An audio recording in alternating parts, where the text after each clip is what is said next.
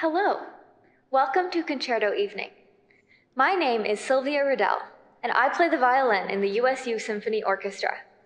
Tonight, we are excited to accompany the 5 winners of our annual Student Concerto Competition as they perform favorite works of the solo repertoire. Concerto Evening is always a special event for us. In it, we celebrate the amazing talent and dedication of our peers, as well as the wonderful teaching of our outstanding music faculty. In an effort to help protect the environment, we are making concert announcements instead of printing hand programs. Some of you may have already accessed the program online by scanning the QR code from the poster boards. You can also find it at symphony.usu.edu. Once more, that is symphony.usu.edu. There, you can read about the music and the performers, and complete a brief audience survey about tonight's concert experience to help us improve our programs. USU music students can also get concert attendance credit by submitting the concert attendance form for the event. We start the concert with Morning Song by the English composer Sir Edward Elgar. Among Elgar's best-known orchestral compositions are the Enigma Variations, the Cello Concerto, and a very familiar march called Pomp and Circumstance that is often played at graduation ceremonies. By contrast, his Morning Song is a delightful miniature originally written for violin and piano in 1889. The orchestral version, also by the composer, received its premiere in 1901. Let's welcome the USU Symphony Orchestra and director Sergio Bernal, who will perform Sir Edward Elgar's Morning Song.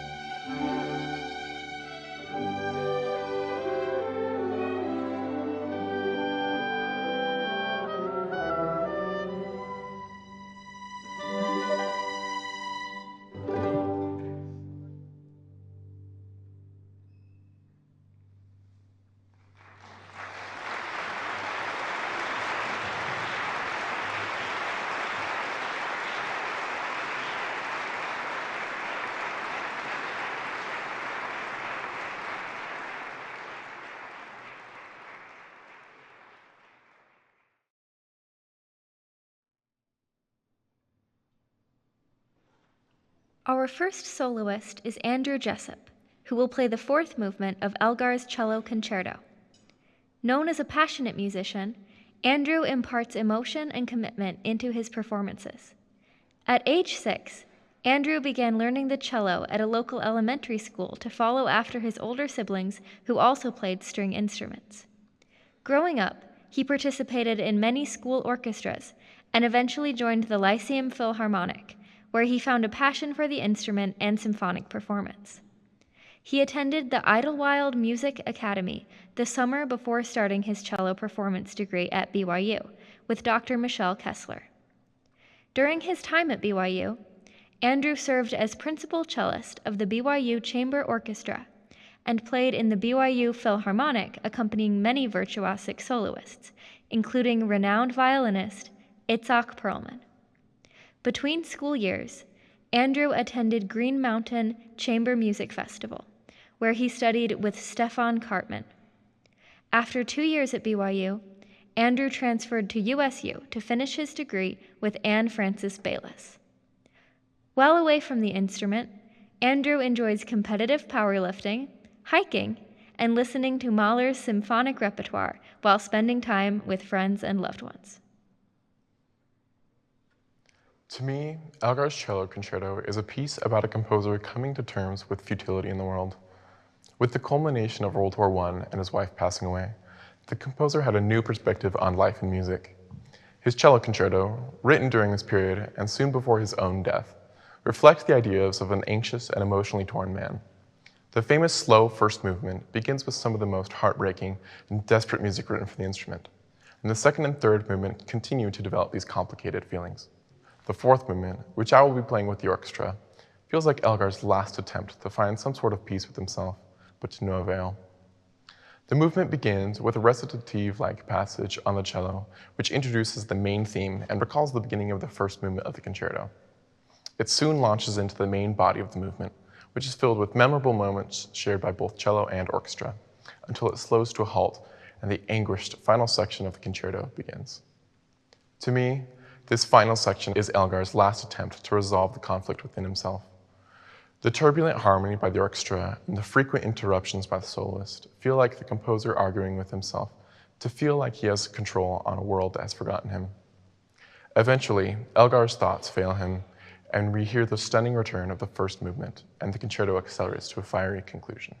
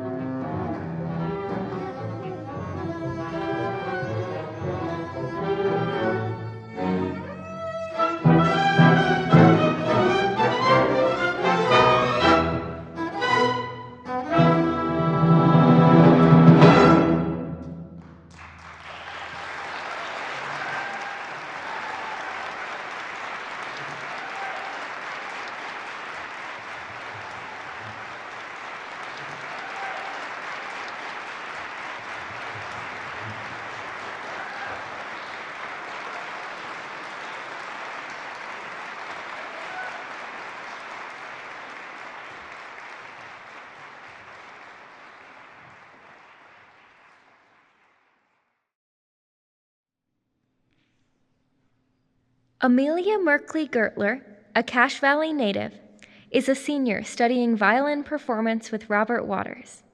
At USU, Amelia is a member of the Cane String Quartet and has played in master classes with the Aspen String Trio, Seaman Ganatra, Ivo Vanderwerf, and the Brentano String Quartet. She has also been concertmaster of the USU Symphony Orchestra and has participated in numerous projects in the music department, the Kane College of the Arts, and the community. These include playing in theater productions of Spring Awakening, Handel's Theodora, the world premiere of Laurie Laitman's opera Uncovered, Aaron Nash's new musical Something to Lose, concerts and recordings with the USU Chamber Singers and the American Festival Chorus and Orchestra, and summer productions with the Utah Festival Opera. Amelia loves teaching and has worked with private students and chamber groups for over 8 years. She also loves spending time with her family and enjoys rock climbing, backpacking, canyoneering, and biking with her husband, Nathan. I will be performing the third movement of the Niels Gade Violin Concerto in D minor. I wanted to share a little background about the composer since most of you probably haven't heard of him. He was born in Copenhagen in 1817 and became the most important Danish musician of his day. He is recognized for his work as a composer and conductor, but he was also a violinist, organist, and teacher. Perhaps he's most famous for being the conductor for the world premiere of Mendelssohn's Violin Concerto. He was good friends with Mendelssohn and also Schumann, who liked to point out that his last name, G-A-D-E, was spelled with the 4 letters of the open strings on the violin. His early compositions were influenced by the native folk music of his country, Denmark, but later he adopted a more neutral style. This was partly because of his close association with Mendelssohn and Schumann. This violin concerto falls into the latter category, so you'll hear that it sounds similar to other romantic concertos of the time. He composed it in 1880, and it was premiered in 1881 by Joseph Joachim, the dedicatee. Throughout this movement, you will hear playful and fun bits in contrast with luscious, expansive melodies.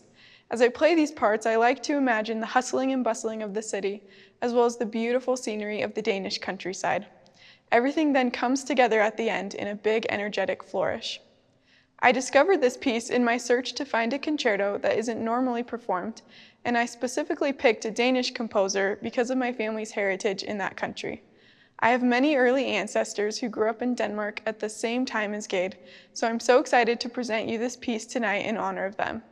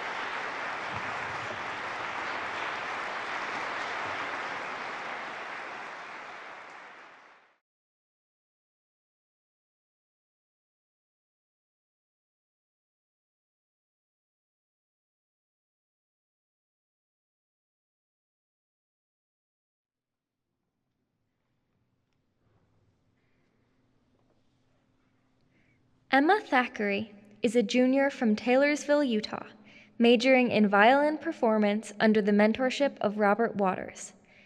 She is currently the first violinist of the Kane String Quartet and was concertmaster of the USU Symphony Orchestra last semester.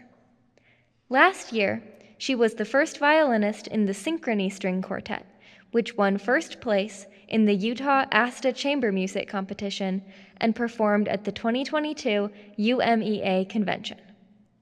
Emma has participated in master classes with Brad Perry, Seamin Ganatra, and the Jerusalem Quartet.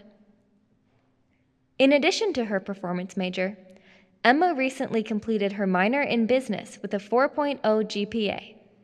In her spare time, she enjoys reading, hiking, and camping. Emma will play the finale from Tchaikovsky's Violin Concerto, which will be the last piece in our concert.